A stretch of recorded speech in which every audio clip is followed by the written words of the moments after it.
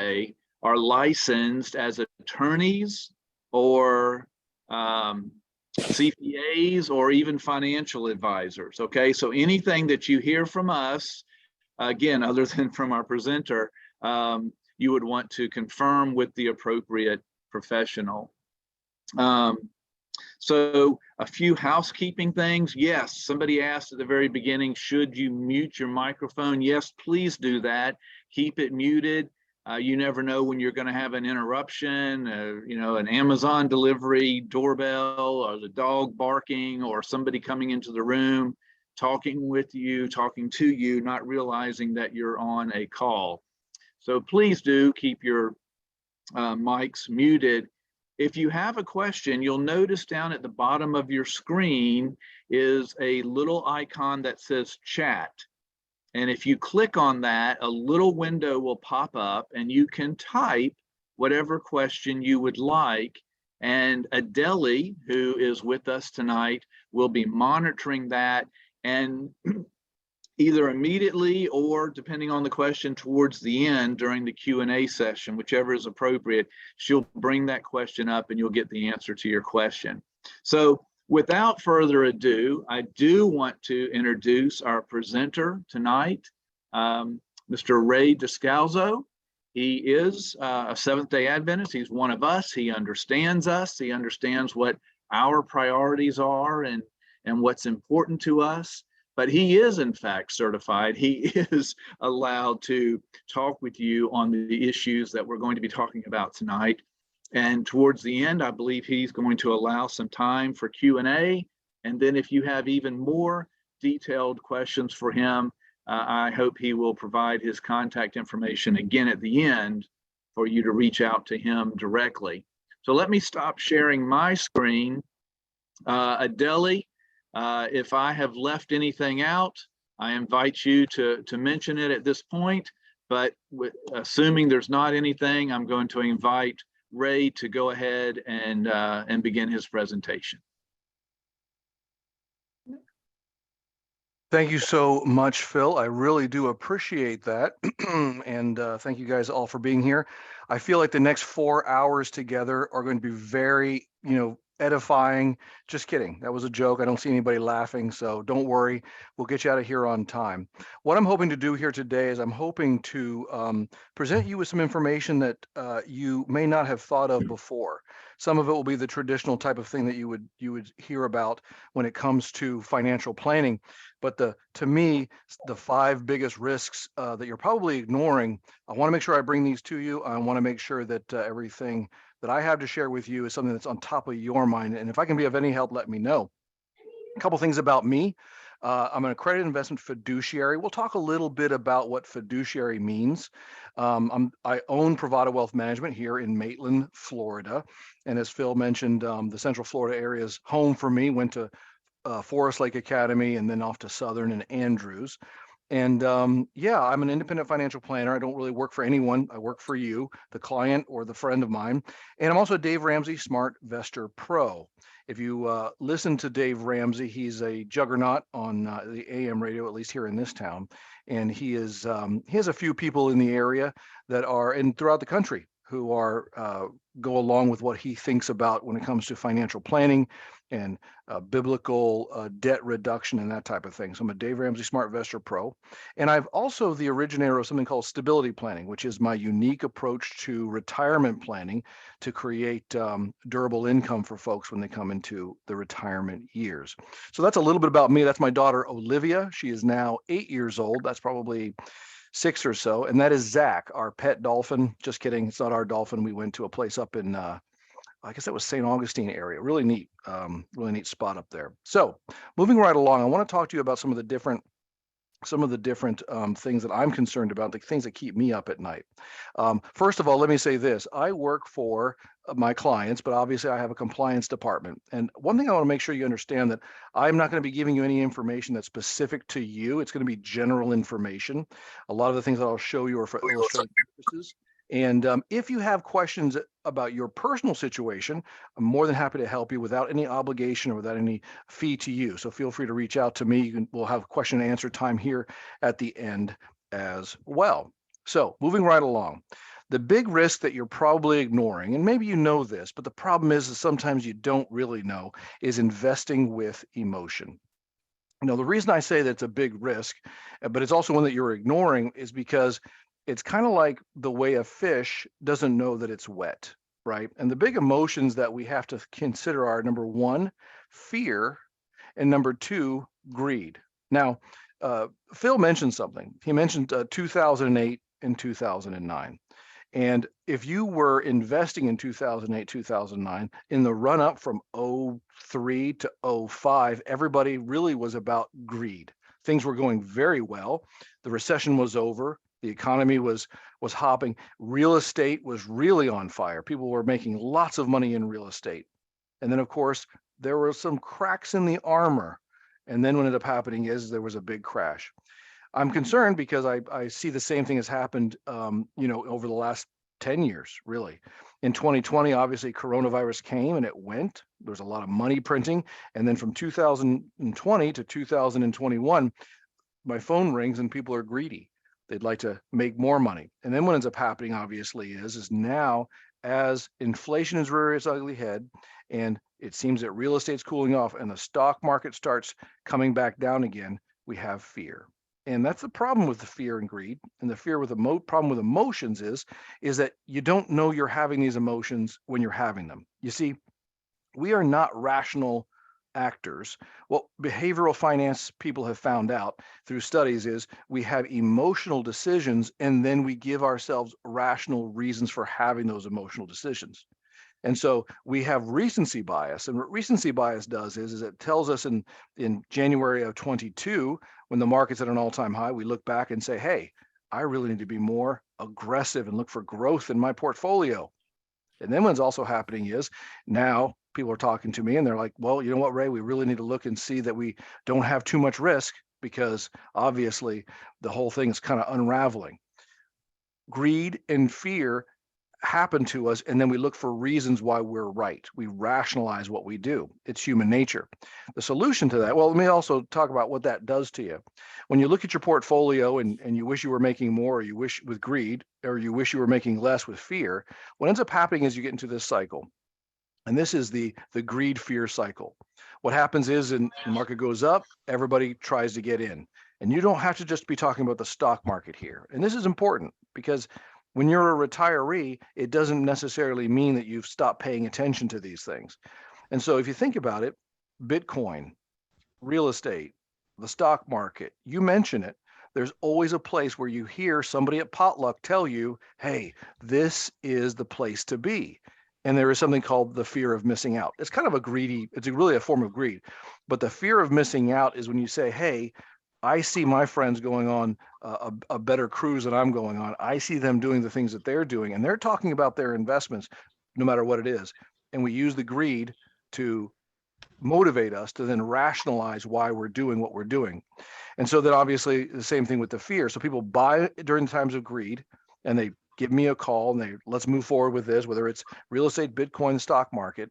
And then at times like we're in now, where inflation's rearing its ugly head, interest rates are going up, the market's coming down, people are thinking, well, maybe it's time for me to sell. You know what? I'm done with it. Historically, time and time again, this repeats and you rinse and repeat, and it happens that you lose money. And that's a big deal. In fact, Dalbar did a study that ended in December of 21. And what they found is that the average annualized inflation over that 30-year period was about 2.36%. They also found out in the far right here, you'll see, they found out the S&P 500 got about a 10.65% return. But the average equity fund investor only got 7.13%. Over a 30-year period, when you take a look at how the compounding effects work, the difference was $2 million for the S&P 500 investor versus $789 for the average equity fund investor. So it's a big deal. The fear and the greed make a big difference in how you're going to do with your outcomes in retirement. Now, the key to this also too is that when you are in retirement, your growth years are over, right? In other words, you're not trying to get these 10.65% returns. And typically your risk tolerance gets a little bit less. I would also say that perhaps the fear factor is higher than the greed factor. And sometimes that can also be a mistake. We see that happen quite a bit with folks who are in retirement. Finally, when it comes to there's fear and there's greed, but there's also avoidance. If you're on this call right now, my thought process would be is that you're not one of those people that you'd like to get educated. But ultimately, the biggest thing when it comes to success in retirement is the ability to modify your behavior. And your behavior is typically motivated by your emotions. One of the ways that we are able to get past that, as I mentioned before, the solution to investing with emotion is education. And so time and time again, what I'm finding is that you have to repeat over and over some of the basic financial planning principles. And let me share with you some of those financial planning principles. Number one, you have to look at your time horizon. And all of you know this, but the time horizon is a really big deal because if you look at these big studies of the market making 10%, the problem is the stock market's making those returns over a 30-year period. It doesn't mean you made 10% every single year. And there's something called the sequence of returns risk. The sequence of returns risk, what it says is it says this. It says when you were in your accumulation phase, when you were putting money into the market, saving in your 403b or your 401k, you could have good years and you could have bad years. And if you averaged 8%, you were fine. It didn't matter what order those returns came in, whether you were putting money in 2008 or 2001, the market being down was actually good. The problem is when you're taking money out of the market, we can't have those big down years because in those big down years, you're actually spending the principal and that principal doesn't have a chance to come back because you're upside down. And so educating yourself on things like sequence of returns risk, educating yourself about reversion to mean. How many people thought in 2017, 18, 19, 20, and 21 that the party would go on forever? And how many people now are thinking, hey, the party's over and the market will never come back? We always have something called a recency bias. We always think that what is happening now is what's going to keep on happening. And that's not the case. Obviously, also with education, when it comes to investing and saving, you'll learn to understand and you'll learn to be more rational and realize your own weaknesses. The other thing that I would recommend to you to consider is something that I call rules-based investing. Now, here's what rules-based investing is. Rules-based investing is essentially coming up with systems and procedures for investing. Now, most of you have heard of modern portfolio theory. Modern portfolio theory says we know that certain asset classes act a certain way. So what we're going to do is we're going to take these asset classes and combine them through something called diversification, and then we're going to buy, we're going to hold, and we're going to be fine. Rules-based investing is a little bit different. It takes the tenets of modern portfolio theory, but what it does is it comes up with systems and procedures that are mechanical, non-emotional, and repeatable. Okay. It takes into, like I said, modern portfolio theory, fundamental analysis, technical analysis. And the key is to combine these different strategies together in your portfolio because no one strategy works every single time, every single year. Let me give you an example of what it looks like. The idea behind rules-based investing is this. When you invest your money, you should invest like you drive your car. So let me ask you a question. When you drive from your home, and let's say you're going to go to the beach or you're going to go to the mountains, depends, maybe you're in Tennessee and the beach is too far. You're going to take a drive and it's a Sunday afternoon. Most of the roads are completely clear and it's a beautiful, beautiful sunny day. Well, you're driving, the speed limit is 65 miles an hour. Now, I'm not going to take a poll or anything. I'm not going to make everybody here give me their answer. But if the speed limit's 65 miles an hour, there's nobody else on the road and there's no police officers either. How fast do you drive? If you're being honest with me now, well, let me be honest with you. All right. If that's the case for me, I'm usually going 78, 79 miles an hour. And what I do is I set the speed limit for 78, 79 miles an hour because I know if I don't, I'll go faster. Cars today can go really fast and you don't even notice how fast you're going. Well, let's just say you go to the beach and then you start coming home. And I'm here in Central Florida. And if you've ever been to Central Florida, it's the lightning capital of the world, right? And the thunderstorm capital of the world. So what ends up happening is you're coming back from the beach, as you're driving, the speed limit's still 65 miles an hour, but it's raining so hard that what ends up happening is you find yourself in a situation where you can't see but 22 feet in front of your car. Even though the speed limit hasn't changed, it's still 65 miles an hour. I'm going to go slow. I'm going to slow down so that I can see the edge of the road. In fact, sometimes if the storm is bad enough, I'll pull over and just park my car. Well, that's what we're trying to do when we talk about rules-based investing. It's taking different strategies that help us to understand that if we can capture 70 to 80% of the uptrend while avoiding 70 to 80% of the downtrend, then we're going to be in a much better shape. Now, what that means is when the market is good in 2017, 18, 19, 20, 21, even in 20, what we do is we press on the gas. And so even though you fill out these sheets and so forth, and even though modern portfolio theory says you should be a 60-40 portfolio, what we say is we say allow the market, the economy and the stock market trend to dictate to you how much you should be pressing on the gas. Right now, for instance, most people who are in a 60-40 portfolio are performing as bad or worse than the S&P 500. That's not how it's supposed to work.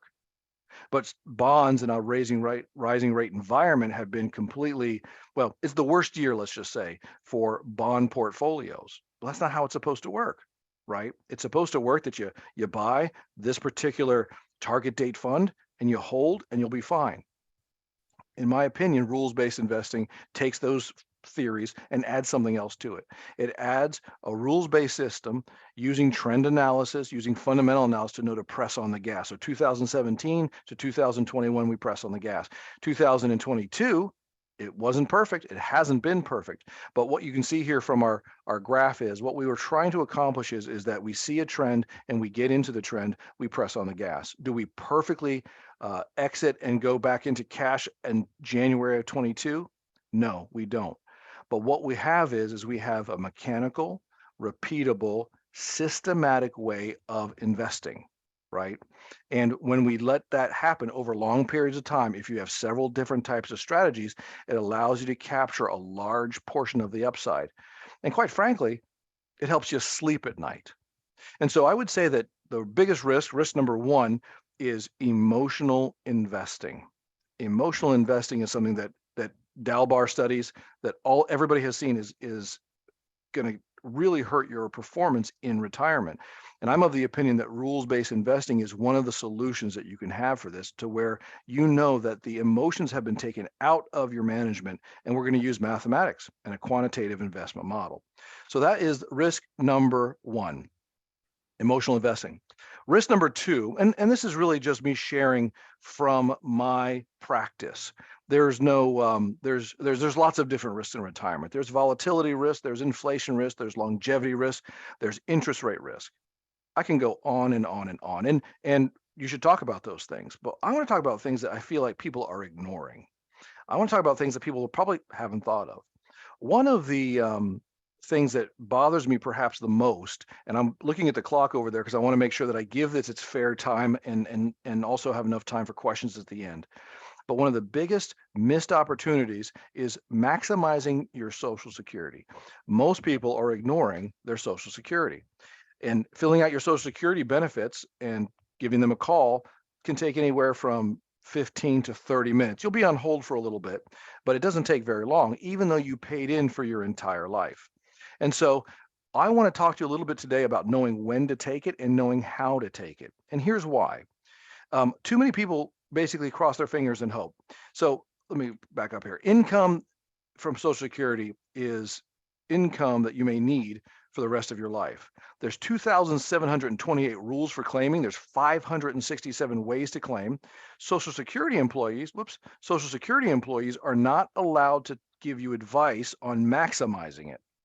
And so that's a big deal, because if it's this complicated, where are you going to get help?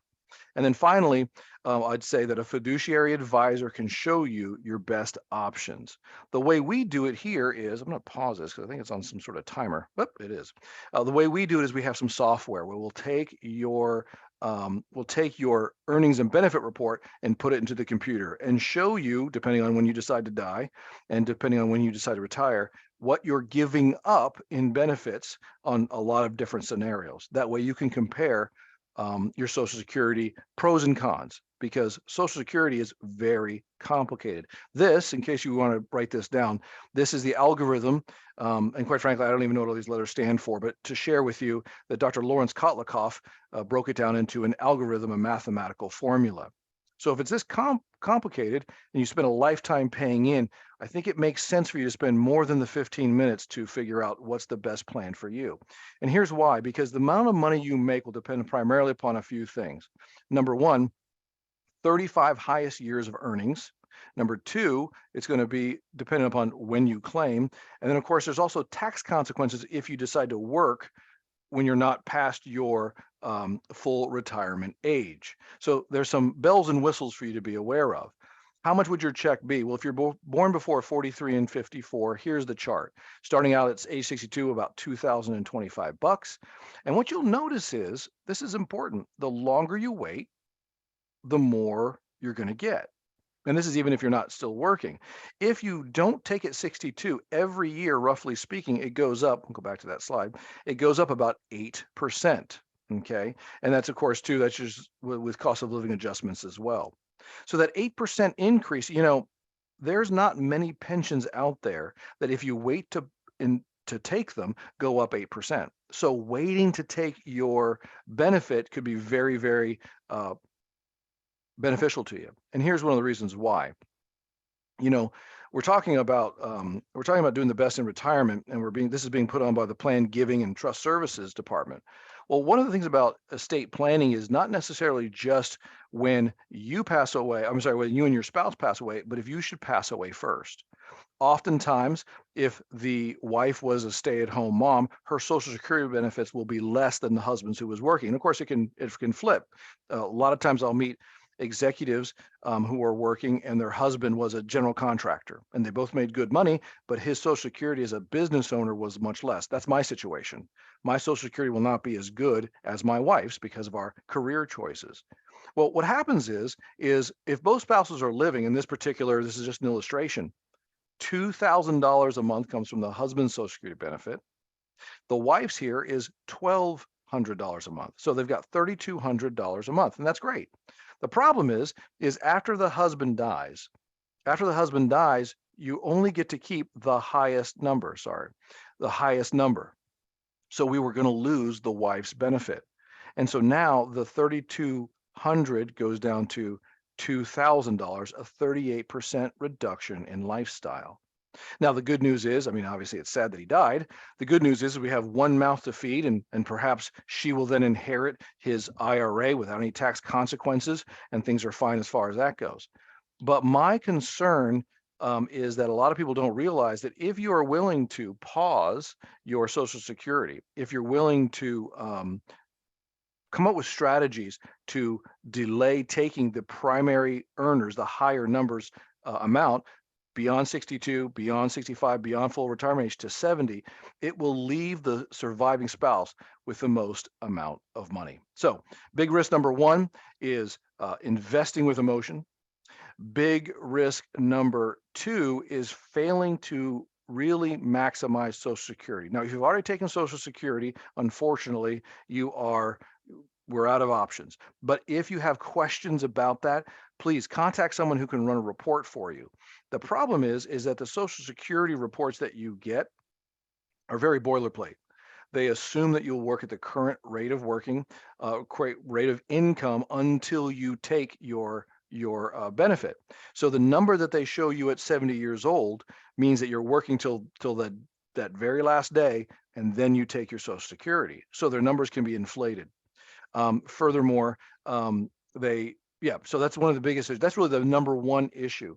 Secondly, too, they don't necessarily explain to the spouse that sometimes if she makes $3,000 at full retirement age, and he's only going to be making $1,000 at full retirement age. There's something that's interesting there in that the spouse will get half of the higher spouse's number. So there could actually be more money if we can wait. And if we time it such a way, we can have the one who has less money go first and allow the one who has more money to continue to go to 70 years old. This is a lot of money if you have a long life. And since we're all Seventh-day Adventists on here, we're probably going to live a very long time because of our lifestyle. Well, we hope so anyways. We don't know for sure. But that's one of the risks, longevity risk. And let me just comment real quickly here. You know, one of the issues when it comes, I talked about investing with emotion and I talked about sequence of returns risk. Phil mentioned 2008. Getting a charitable gift annuity or some kind of an annuity, 8% would be an amazing number. And I don't know what the numbers are now. Maybe you can ask. I'd like to know that actually from Phil during the Q&A period. But getting that durable, consistent income coming in takes a lot of pressure off of your portfolio having to perform. Social Security is so powerful because you'll never outlive it. And the same with any type of an annuity that you can get income coming for the rest of your life. It's a big deal. And when I see people who sit in my desk and they have a pension and they have Social Security, I feel like I'm at the 10-yard line. I'm 90% of the way there. And so that's a very important part of it. That's why Social Security timing is so important. Okay. So typically when we talk about financial planning, we talk about investments, we talk about Social Security, we talk about interest rates, blah, blah, blah. But every time I go to a meeting, one of the big things in my industry that they're concerned about are scams. And there are several scams that we need to be aware of. I imagine you've had some sessions, some Zooms on this very topic. I would say it's probably a good idea for us to have one of these maybe twice a year where we talk about what's happening out there because, well, I'll share with you here. In my practice, I see that investing with emotions is a big deal. It can ruin you if you make those wrong decisions based on fear, greed, or just avoidance. Secondly, I see people messing up when it comes to Social Security. In fact, a story real quick on that is someone very close to me decided to take his Social Security at 65, and he worked till he was 79 years old. His wife, who was a stay-at-home mom and worked sort of in an office for a little bit, she didn't have a really big Social Security. Had he waited till he was 70, he would have avoided a lot of taxes, and she would have a lot more Social Security when he passes away. He's 9 years older and was the primary earner. And he worked till he was 79 years old.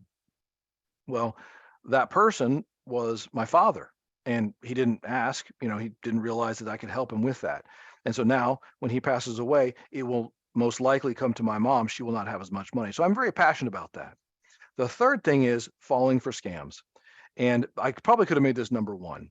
Let me tell you a quick story. Linda's a client, and I got her permission. That's her real name, but I won't tell you her last name. She is a very smart lady, and she works in as a database programmer. She works from home.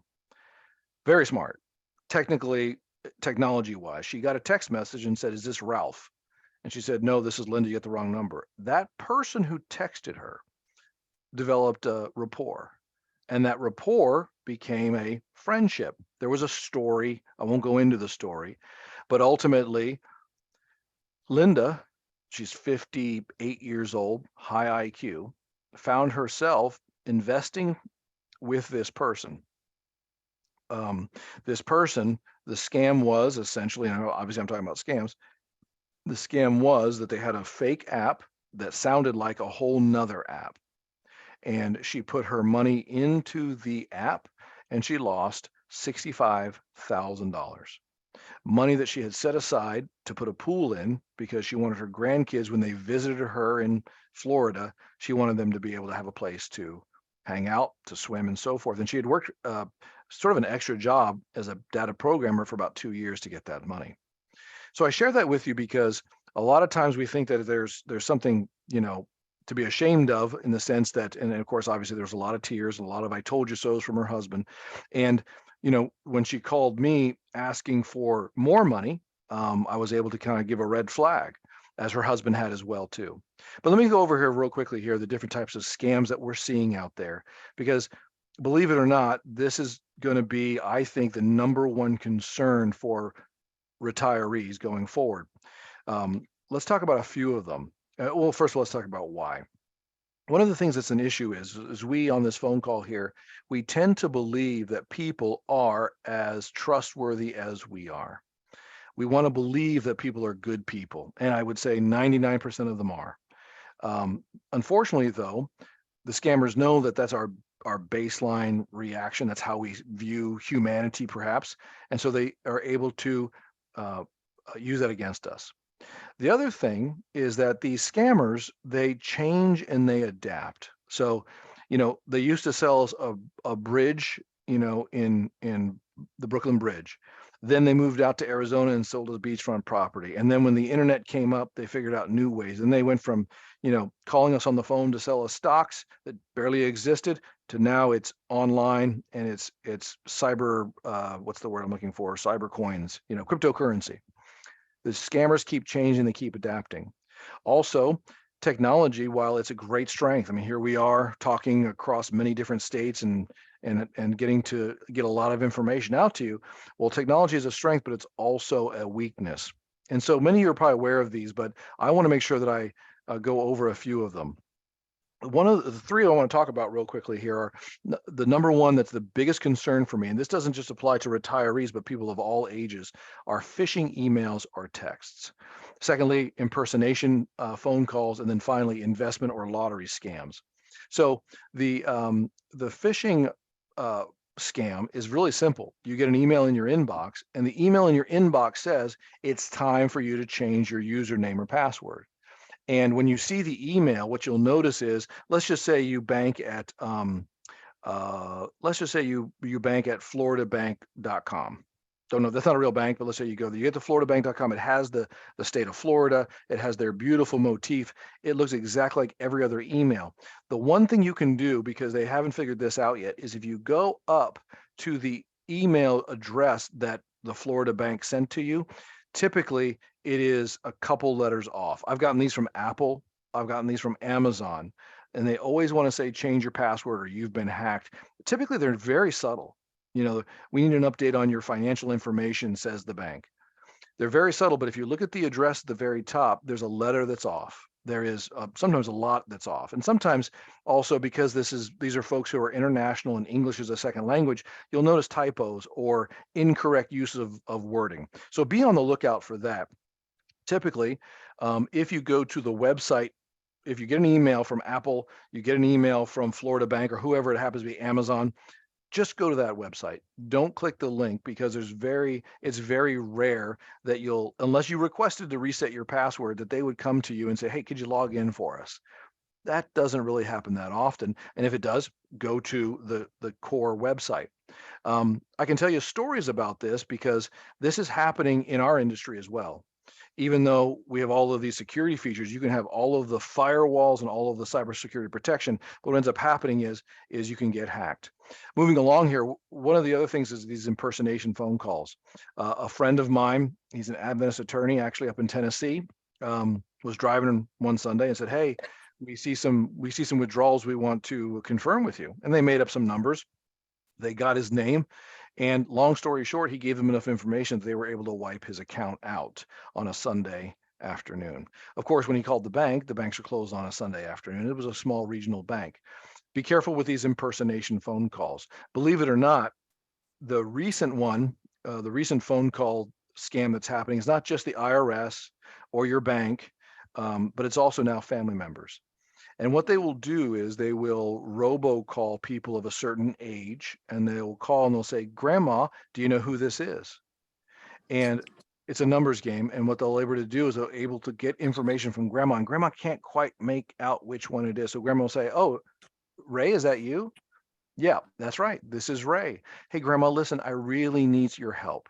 I need to buy something online for mom or for dad. Can you give me your credit card number?" And unfortunately, it's working. So the scams happen quite a bit, but it can be a lot of different people. It could be tech support. It could be the IRS. The tech support one's very nefarious because they hack into your computer and they ask you to pay as you go. And they do some strange things like using gift cards. And of course, they'll also call and say that they are grandmom. And it's really sad that it happens, but it does happen. The last one, or the other one too, is the investment ones. I don't think I have a picture here. The investment scams, the fraudulent scams. The key is this: if it's too good to be true, it probably is. There are stories that you're going to hear that are legit, where people make money in every kind of field. It goes back to, I don't even remember the TV show, The Beverly Hillbillies, where Jed Clampett's out there hunting and he shoots the ground and oil bubbles up. Those are true stories. The problem is when someone comes to you and says, I've got that same Beverly Hillbilly kind of opportunity for you, pretty much run away, because if they have that opportunity, why would they share it with you? That's ultimately how it works. If they've got an opportunity that's above and beyond the boring things that you hear about every other day, they would keep it to themselves. And so consider that. And ultimately, you got the real protection, the real solution is not just education, which is what we're talking about here today, but it's also finding that you have a trusted person.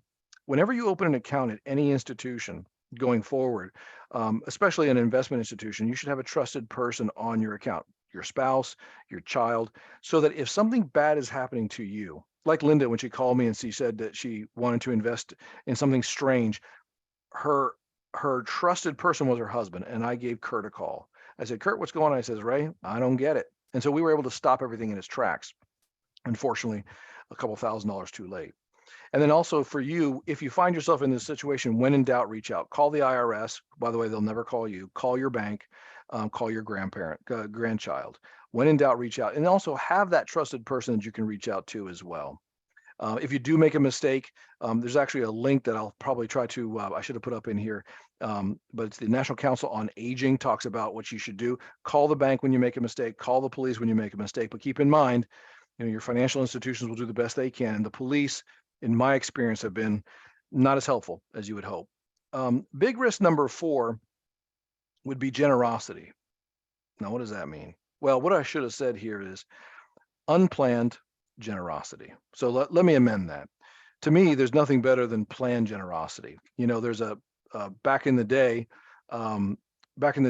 when the church was young, they came up with a concept called Sister Betsy. Because, if there's an altar call and there's a really great plea for offerings, well, the money can really be really good. But the problem is what about the day to day? And so what we do is we tithe 10%, and that's consistent. That's systematic benevolence. And then, of course, too, from time to time, if you feel like so moved, feel free to give to the Worthy Student Fund. But one thing I want to say is this: when it comes to your friends and your family, I'd like you to revisit your support of people and causes. What I see in my practice is really good meaning people supporting their family members, okay?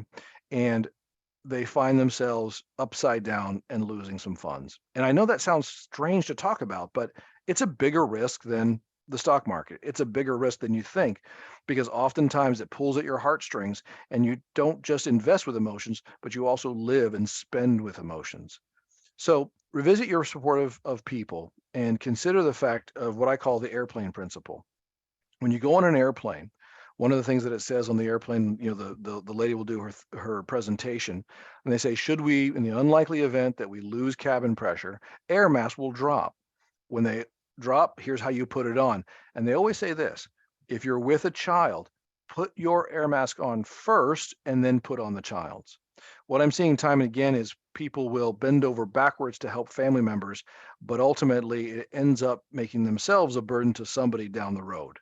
Again, this is something that I share because it's something that we don't talk about, because it's personal and it's kind of embarrassing, quite frankly.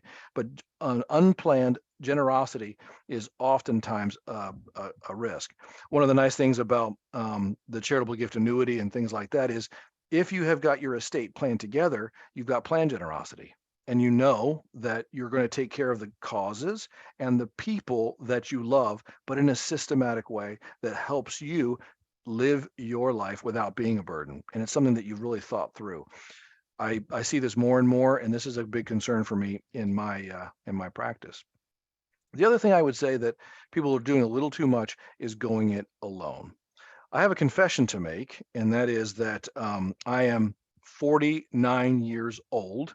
It was my birthday actually on Sunday, the 23rd. Phil, thank you so much for that card. And no, I'm kidding. He didn't send me a card in the mail. But, you know, 49 years old, the last time I went for a checkup at the doctor's was when I was 40 years old. So that's not good, right? But the problem is I feel fantastic. I feel healthy. I exercise. I eat right. I've lost like 20 pounds in the last 2 years. Really everything seems to be going well. So my thought when my wife bugs me about it is I say, look, if it's not broke, don't fix it. Well, as I already mentioned to you, my father's a doctor, so I know better, and I'm happy to say that I have finally booked the appointment for a checkup with the doctor. It's about that time. I'm almost 50 years old. So I share that to say, how many people do you know have done what I've done and said, I feel fine, and they don't know what they don't know?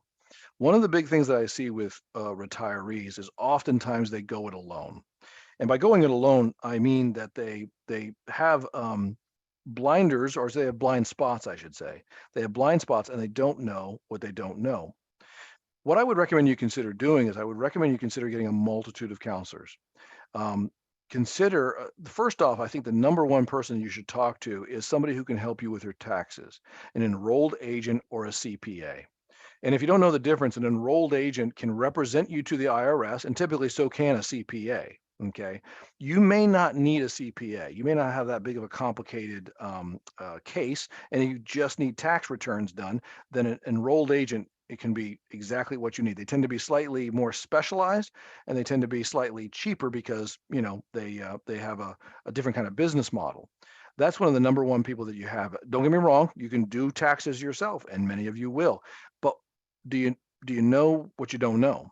Obviously, when it comes to investments and financial planning, very important. And then, of course, estate planning.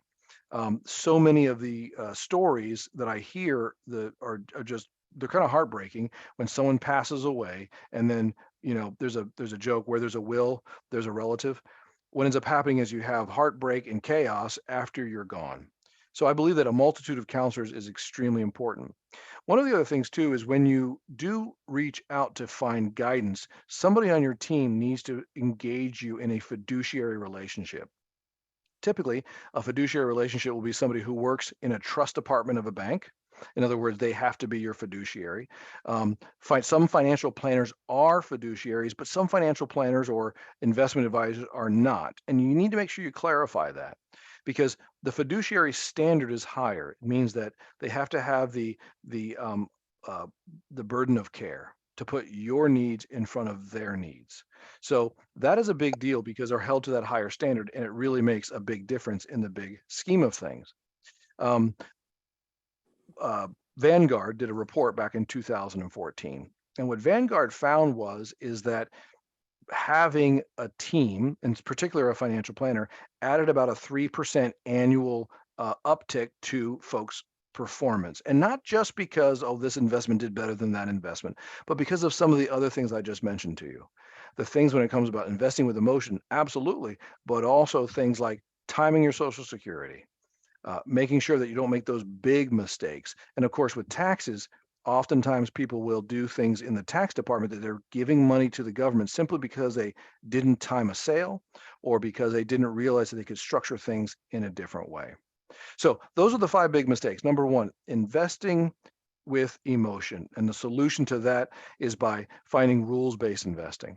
The second big problem that I find that people do too often is they don't really plan out their Social Security timing and maximize their Social Security timing.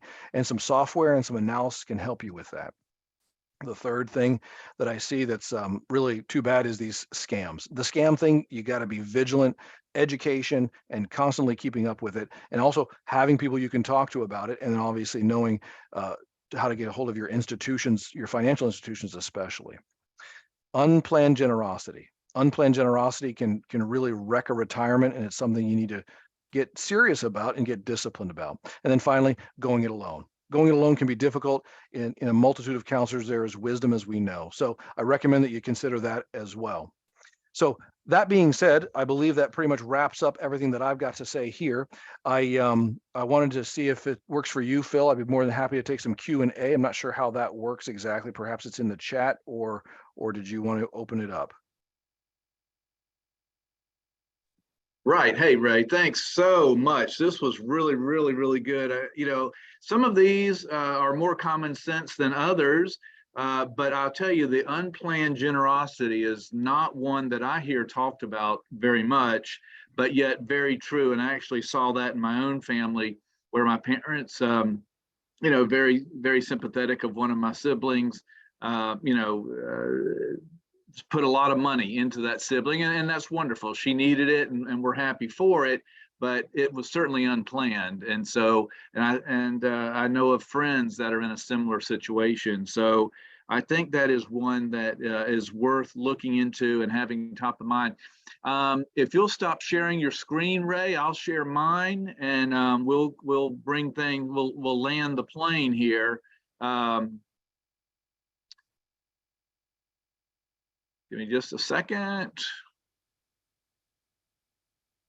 Good. So the Financial Savvy seminars for Seventh-day Adventists, we've got several more coming up, and I wanted to mention those before I let you get away, but I certainly do want to have a moment here also for Q&A, so we'll do that. But real quickly, make a note if you'd like, January 31st, you can see retirement money blunders and how to fix them. And then we have several others scheduled throughout the year. If you are on this call, or even if you just RSVP'd for this call and didn't make it, you will be on our list for sending out an announcement for these others. So we've got that. Let's go ahead and ask if there are any questions at this moment. Any other thoughts? Deli, has anybody chatted a question? Or if somebody would like to unmute themselves and go ahead and ask, that'd be fine as well. So far, I don't see no questions, but feel free if someone has a question. I'm going to stop sharing so we can see one another. Glad that Vilma joined us there. Good to see you. Maria, are you raising your hand or saying hello? No, you can both, I guess. I have a question for Mr. Descalso. So if one wanted to have a review of their financial plan and to prepare for, receiving Social Security, the best time to do that, do you have a program that could do that? Or do you do consultation? Yeah, no, absolutely. Yeah. So essentially what I would do is I would just book a Zoom like this, depending on where you are. We would book a Zoom. What I would need from you is or from whoever wants it, is your most up-to-date earnings and benefit report from ss.gov. You get that for you and your spouse if there is one. And then what we'll do is we'll run the scenarios. And of course, we'll talk a little bit about the different types of scenarios, longevity scenarios, timing scenarios, and then also too, when do you want to retire, and so we can find different slices of that. And what I could do is if you want to, you can go to my website at privadawealth.com, and there is a link there that you can book an appointment, or I could even I could actually put it I could put my email in the chat as well, so that you can email me at your convenience. I'm happy to help. Okay. Thank you, Ray, for that. We may have a slide with your contact information getting ready to come back up. I see, it looks like Jacqueline may have a question. Has their hand up?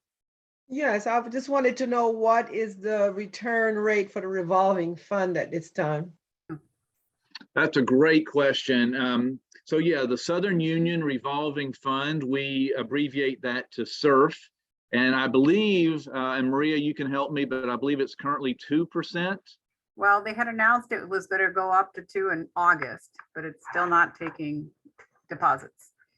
Okay, so right now, SURF has got some has a regulatory issue going on in the state of Florida. This would not apply to Kentucky, Tennessee, or other Southern Union states, but in Florida, if Jacqueline, if that's where you are, SURF is not currently taking new deposits.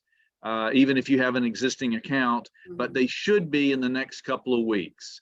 So that has some regulatory reasons to it that I'm not familiar with, but keep an ear out for that. Again, for those of you not familiar, the Southern Union Revolving Fund is a great way to deposit monies, very, very, very secure. It only pays about 2%, but that's better than what your bank is going to pay you. So, and SURF invests the money in church buildings. They loan it to churches for new construction and to schools, Adventist schools for new construction. In the chat earlier, there was a question about the charitable gift annuity rates. And I think even Ray, you asked about that. If you can believe it, depending on your age, gift annuity rates are currently paying out as high as 8.1%, Ray. Oh, excuse me, I'm sorry. For a single, it's 9.1%. For a couple, it's 8.8%. So again, that's depending on a person's age. A gift annuity, I'd need to have more time to tell you how they work. It's not an investment. It is actually a gift to the church, but then the church turns around and gives you a payout rate of that, again, potentially as high as 9.1%. That is based on your age. The older you are, the higher the payout rate is.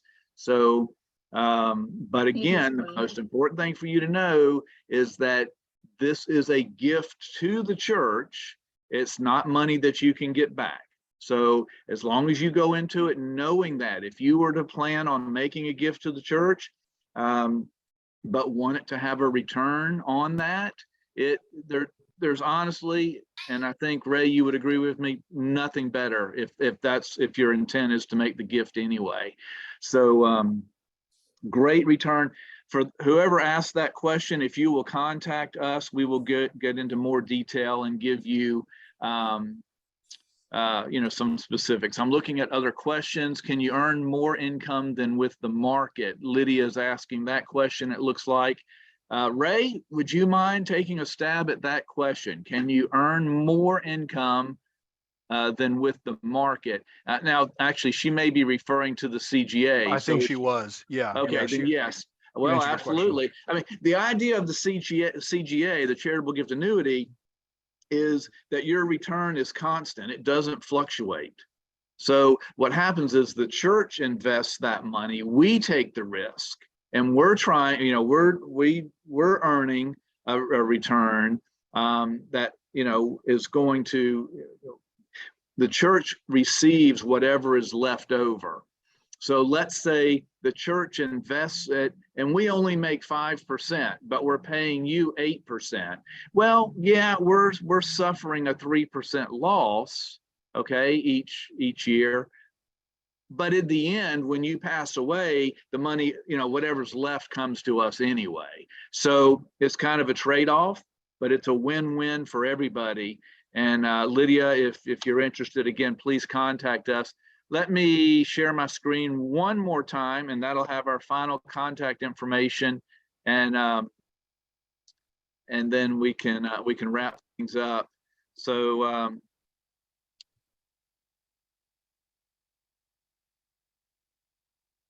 and there we go. Okay, so you have Ray's information. That's in the chat box as well.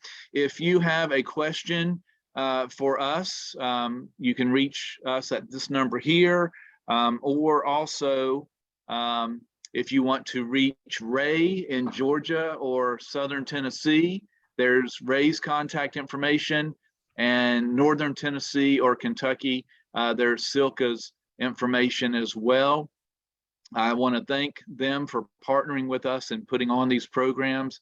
I think our speakers have just been so helpful. And Ray Descalso, thank you so much for being here today and for sharing with us. It was very, very good information. Thank you. Unless there are any other questions, or Adeli, if there's something that else that I need to cover, why don't I ask you, Adeli, to finish us up and close us out with prayer? Would you do that? Sure. Let's pray. Heavenly Father, in this moment, we want to say thank you for the opportunity to learn more about preparing ourselves for the retirement time and help us to be wise and to share with others the blessings that you have given to us.